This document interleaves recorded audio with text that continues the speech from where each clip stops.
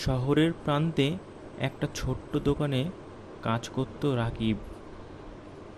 একদিন দোকানদার অসুস্থ হয়ে পড়ে।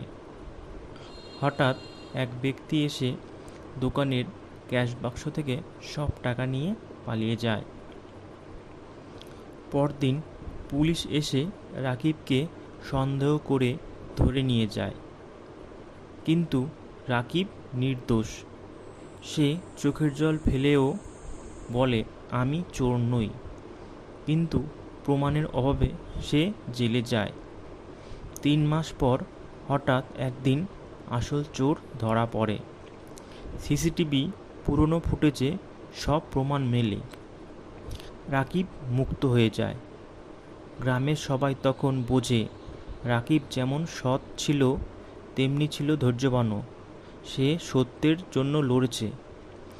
রাকিব পরে একটি নিজস্ব ব্যবসা শুরু করে সততার সাথে। সে হয়ে ওঠে গ্রামের অনুপ্রেরণা।